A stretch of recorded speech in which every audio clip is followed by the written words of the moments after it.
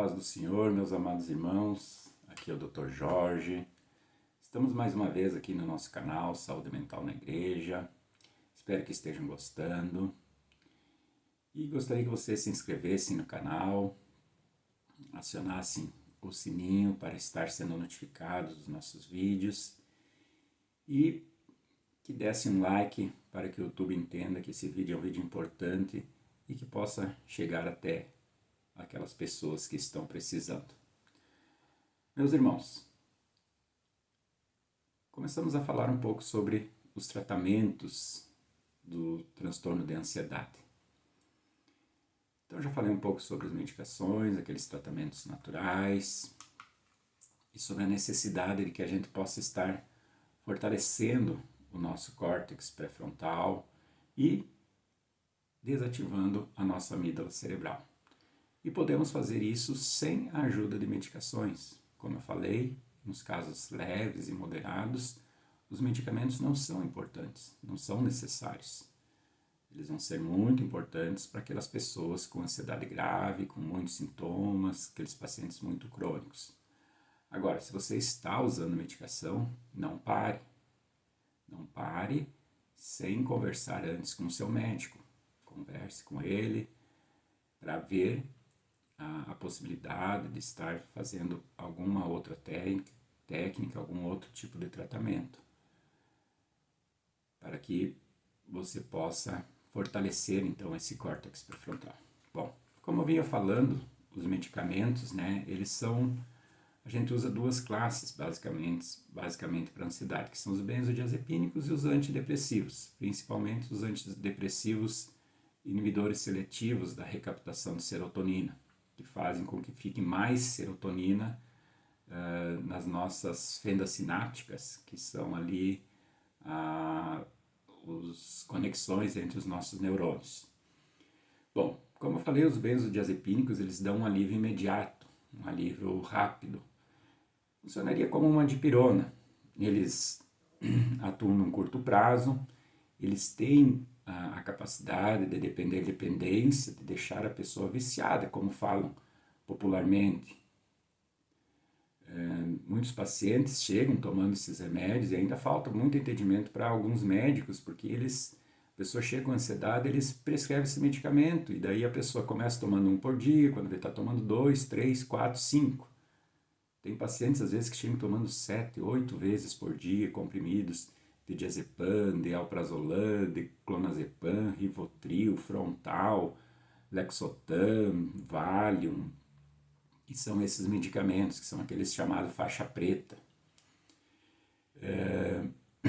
E são medicamentos que eles ajudam, mas para um alívio imediato. Eles acabam não tratando o transtorno de ansiedade em si. Eles também podem causar esquecimento, seja prejuízos de memória, da atenção, dificuldade de concentração. Sim, eles podem causar tudo isso. Então, meus irmãos, tenham atenção. Esses medicamentos, eles não tratam, eles apenas aliviam os sintomas. Eles podem ser usados? Podem, devem, em alguns casos sim, mas por um tempo muito curto. E a retirada deles é muito complicada, é muito difícil, tem que ser uma retirada lenta, gradual, a gente precisa cada dia diminuir um pouquinho, então não é muito fácil. E o que acaba acontecendo com o uso dessas medicações? O ressurgimento dos sintomas após a parada da medicação. Quando para a medicação, os sintomas voltam rapidinho, porque eles não trataram a causa, que seria o transtorno de ansiedade. Então, como eu já falei, os exemplos é o clonazepam, o alprazolam, o lorazepam, o midazolam, o bromazepam, o diazepam, o lexotan, o flunitrazepam, cloxazolam. Então, tem várias marcas no mercado que são esses benzodiazepínicos, são aqueles chamados faixas pretas. Outra classe, essa sim, que são usadas para fazer um tratamento de mais longo prazo, são os antidepressivos. Funcionaria como, por exemplo, um antibiótico. Eles não causam dependência, como causam os outros, os benzodiazepínicos, não é? E, porém, eles causam alguns efeitos colaterais, né? Que as pessoas, às vezes, têm um pouco de dificuldade de usar porque eles acabam fazendo com que a pessoa aumente de peso, a pessoa fica como que numa anestesia de sentimentos, uma anestesia de emoções, né? Muitas pessoas dizem assim que nem riem, mas também não têm capacidade de chorar. Eles atuam muito na libido, eles diminuem a libido, que é o desejo sexual, alteram a ereção no homem, o orgasmo. Então podem também ter sonolência, alteração gastrointestinal, né? E aquela anestesia afetiva. Eles não têm mais ansiedade, mas também eles não sentem o prazer. O mundo acaba ficando sem gosto. Não está bom, mas também não está ruim. Como se fosse um robô, sem emoções. Mas eles são muito úteis, porque o quê?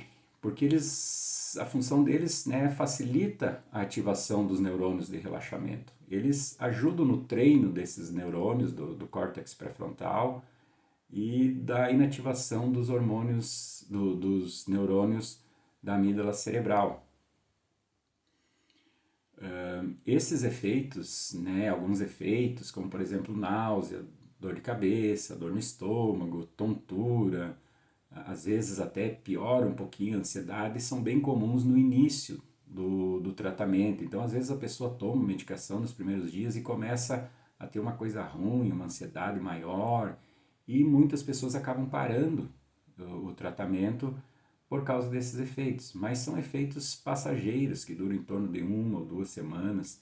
Eu sempre procuro explicar isso para os pacientes, porque às vezes a gente demora um tempo para ver esses pacientes, porque todos são medicamentos também, esses antidepressivos, que eles não funcionam assim rapidamente. Às vezes eles levam de 1 a 2 meses para fazer o efeito na ansiedade, às vezes até mais. Então, às vezes a pessoa começa a ter esses sintomas e para com a medicação, e quando voltam, dali 1 mês e meio, normalmente, que a gente pede o primeiro retorno para ver como é que está, sem usar medicação nenhuma, porque o remédio fez mal. Então, eu sempre enfatizo, vai fazer mal, sim, se não fizer, melhor, mas pode fazer mal no início e não é motivo para parar o uso da medicação.